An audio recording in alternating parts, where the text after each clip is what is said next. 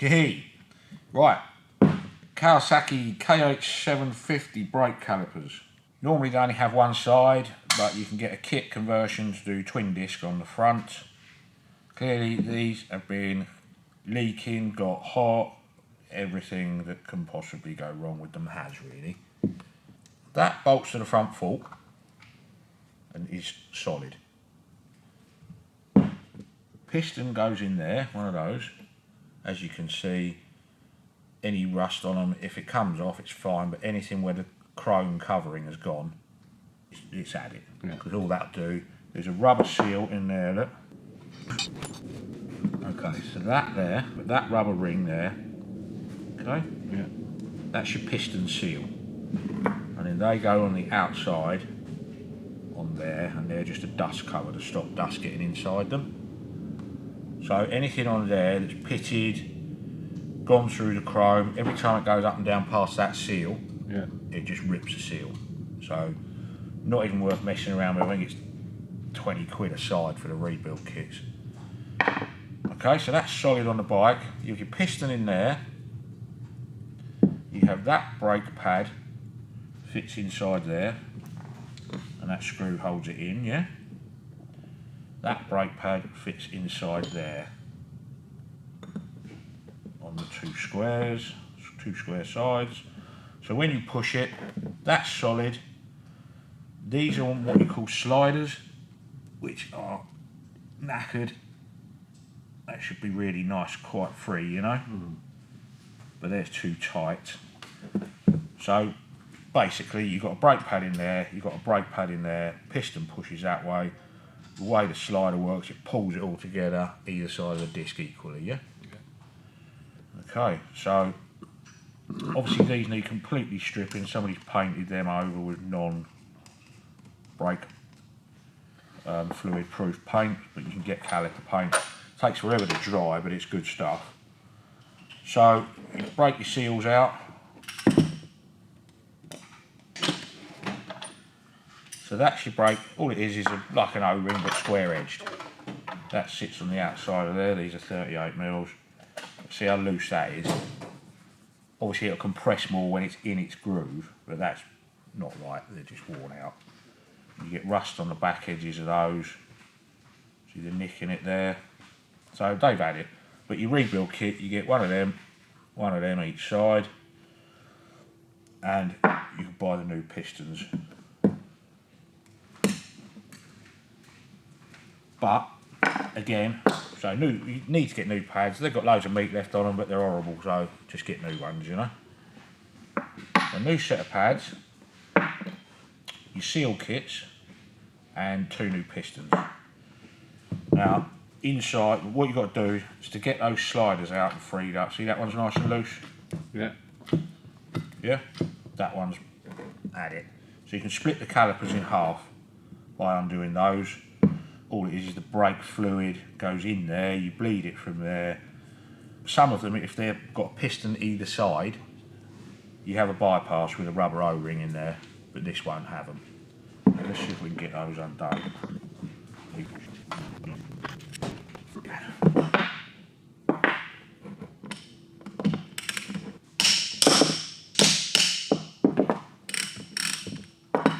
Okay.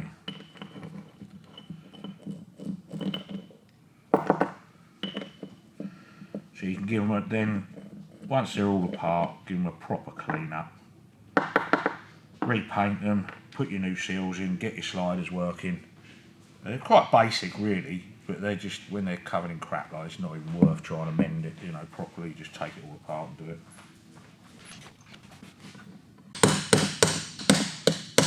It's basically those two are your slider bolts. These may not come apart. No, these probably aren't 2-part.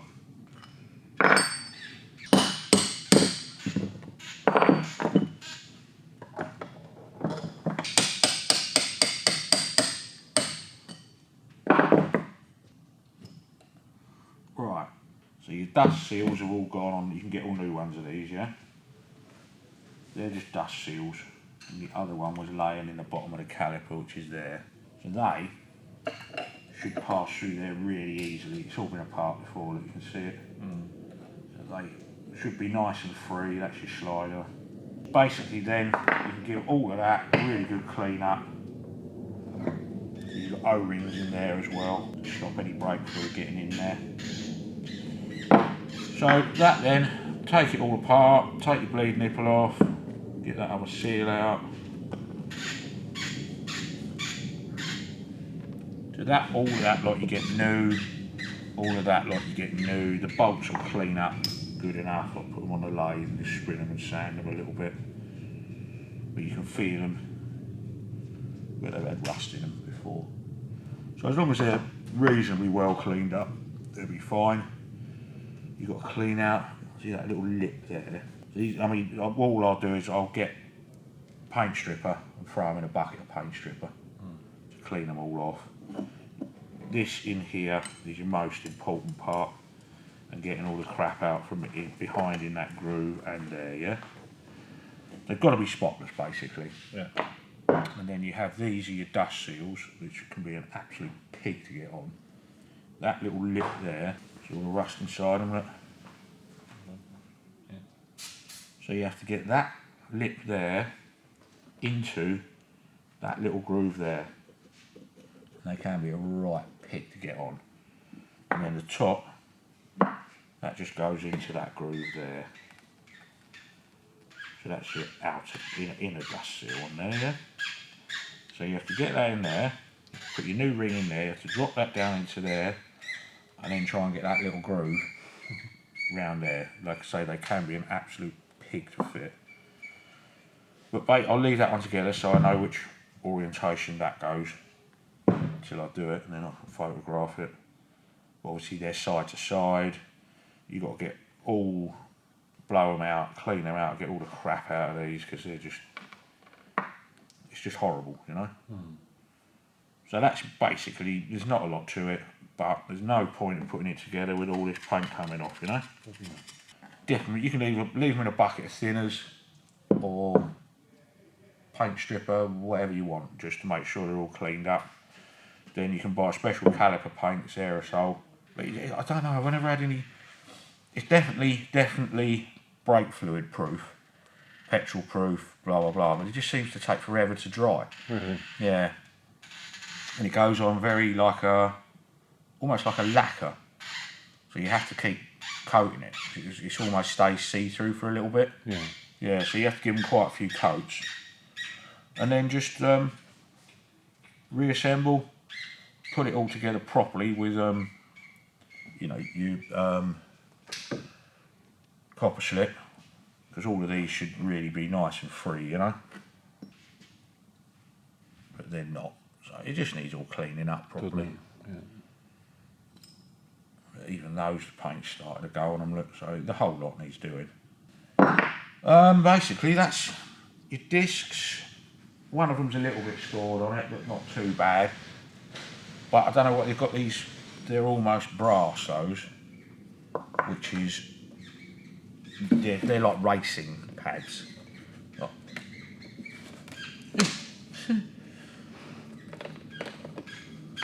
Like metallised, which you don't really, you know, for road use you don't need them because they only work when they're up to temperature. So you get on it first thing in the morning. It's going to be cold. Oh yeah, it'll be cold and they just don't work. Yeah. Absolute waste of time. They're literally designed for racing. You get them red hot. Yeah. But they won't do shit on a road bike. What's he doing over there? So that's your parts, you have that. Piston goes in there. Like that, with its two seals on it. That one, you have a screw to hold it. So you've got a slot there, look. So he goes in there. They get rust around them, so hence that doesn't go in there properly. So you have to clean all of that out. That cup washer just sits on that lip there. That does that, and that holds that pad, yeah? Some of them float, but these are held. That is your slider that goes down in there, and that's your other brake pad, which will go in there like that. So your piston hits on that, pushes that in and out, equalises the pressure between, the disc goes in between there and there, that one and that one, equalises the pressure so it pulls in together. That's what your sliders are for. That's basically it. All of these, I clean the paint off of these when I put them in. It's just that few microns just makes them too tight in there. They don't fit properly, so just silly little things like that for years of doing it. That's it. But like I say, the pistons, if they've got anything on them like that, see that big chunk of metal out of it? That will just go up and down past that seal and just rip it. It just won't work. So, it's from Charles Wiley. He says, regarding the M88 Linkert, do you always change the brass seals in the manifold? Not always. You can seal them up with some sealer, but if you can change them. It's always favourite. And you see, I see some using 2 gaskets between the carb and the manifold. Do you recommend 1 or 2? I think they did a short and a long inlet manifold. Putting 2 on will only help heat dissipation from the barrels, but you've got to make sure you don't come out too far, because if you've got a long manifold and 2 gaskets on it, your carb base support might not touch still in between the 2 pistons. But generally, if you can put 2 on it, it will help, yeah. This is from Jim. He says, the bike is a friend's Magneto equipped 1947G that is only turning the Magneto rotor half a rotation when kicked and won't start. I'm not sure how much engine rotation one kick is supposed to produce, but it doesn't appear to be enough. The clutch doesn't appear to be slipping. There doesn't appear to be an issue with the Magneto drive and driven gears. There is no noticeable slop there. I haven't put a dial indicator on it yet, but I would guess the end play is over 1/8 of an inch. It feels like it isn't engaging enough of the kicker gears when kicked, and there is noticeable clunk towards the bottom of the kick. I'll be removing the transmission cover for a visual inspection as soon as I get another bike off the lift. Well, your Magneto rotation should be the same as a distributor rotation, and half is about right.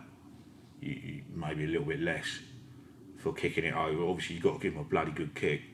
The end plate, you shouldn't be able to pull the kickstart out. It should be spring loaded going in. Then again, not massively, because if all your shimming's right in the countershaft, you shouldn't be able to move it very much at all. Could be the tripper bolts. Best thing to do, as he says, is a visual inspection, because I don't know. They shouldn't clonk massively on the O-ring. Should be able to roll through, and you get your free running stage, which is your tripper bolts holding it back off again. Yeah. On the kickstart clutch. You can't put the starter clutch on wrong because it's indexed in. It could just be massive play on it. The best thing to do is take it apart and physically have a look and see what's going on. You know, if you can get hold of that countershaft cluster and do that with it, there's something wrong. Yeah. It's not shimmed up right, because obviously that's moving. Your starter clutch is held off the other end by a spring. The central spring holds the countershaft this way. Starter clutch goes on there, and that's spring loaded that way, holds on the tripper bolts, so comes off the tripper bolts. If that is moving like that, when it's engaged with it, then you won't get a full kick. It'll be slipping on the starter clutch. Check your bearing lengths in the countershaft, the roller bearing lengths. Make sure nothing's chewed to death in there. And then the only other thing, like I've said before, is the bush in the back and the bush on the front cover. But you shouldn't be able to move that massively at all. Yeah. So there should be some play, but just from the spring. As long as it rotates when it's all done up tight. But obviously, the more play you got, that starter clutch can only come out so far. If that cluster is moving that way, your starter clutch can't come that way. It's physically impossible because there's a shoulder on the countershaft. Yeah. So it'll only go there. If it's slipping, but it could be the banging could be slipping off the starter clutch. Yeah. So any play in there, it just needs re-shimming up, new bearings maybe. But without a visual inspection, it's very hard to know with them gearboxes. They're one of their own, those things. Right, look at that line there. So we want to see how much rotation we get on that with one kick, yeah? Yeah.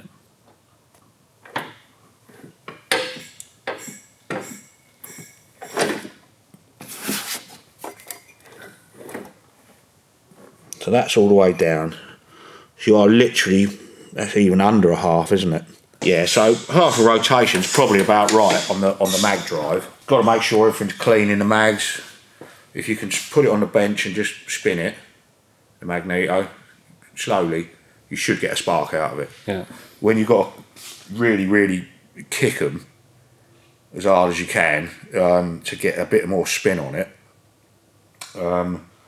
generally the Magnetos need looking at.